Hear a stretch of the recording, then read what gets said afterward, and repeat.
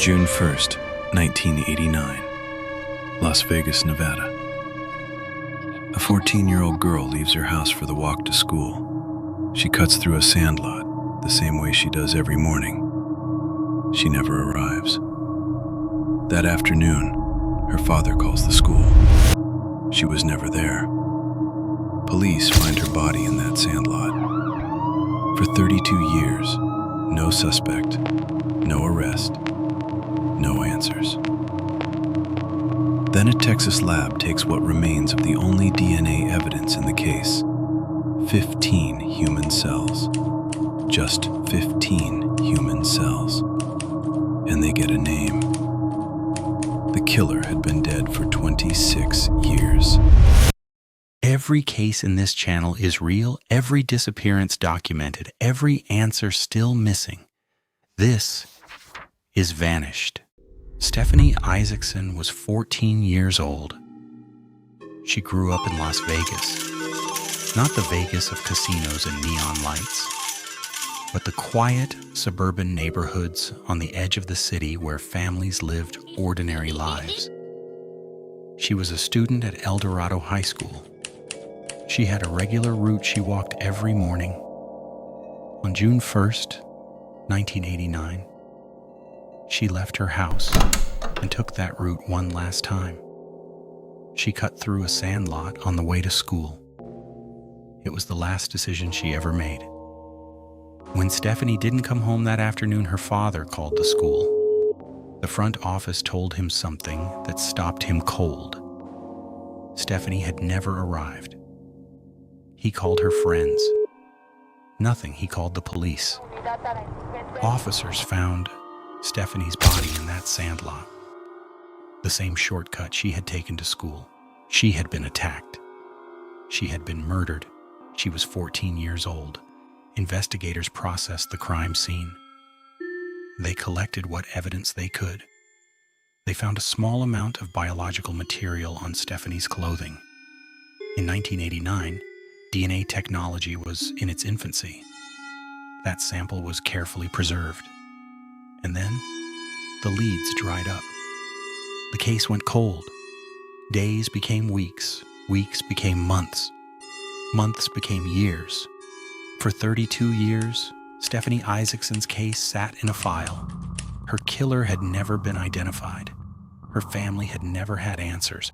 And then, in 2021, a Las Vegas philanthropist named Justin Wu decided to do something unusual.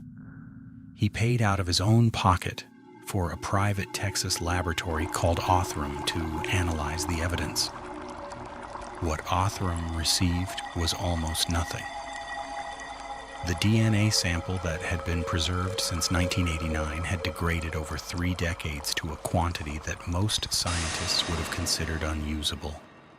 120 picograms of genetic material, the equivalent of fewer than 15 human cells. Othram's chief executive, David Middleman, called what happened next a huge milestone.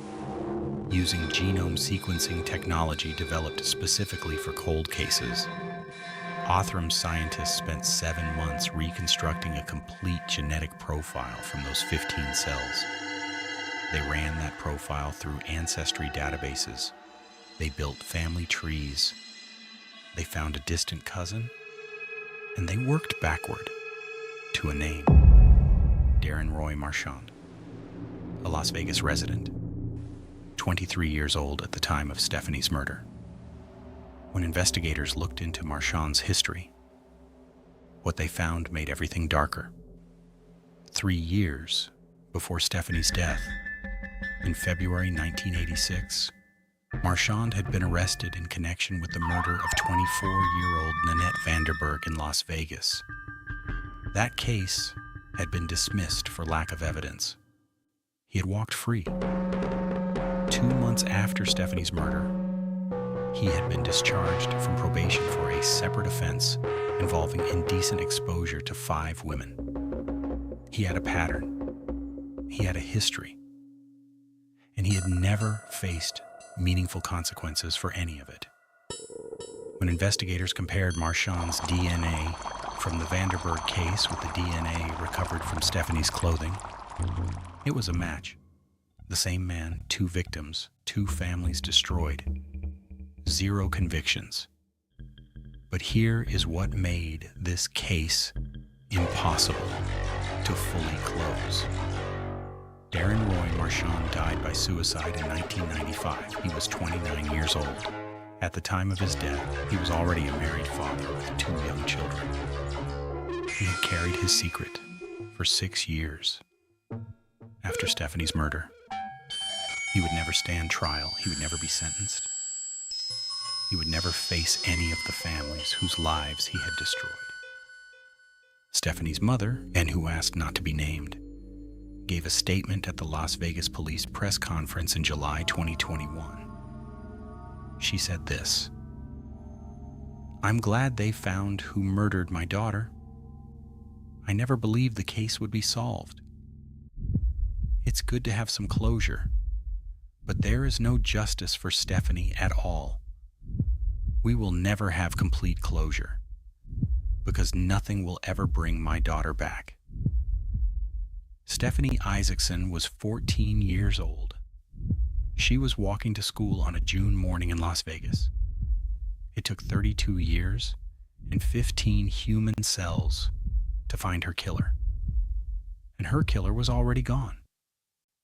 This is vanished.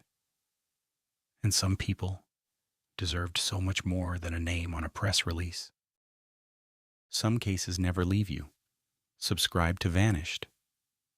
New cases every week.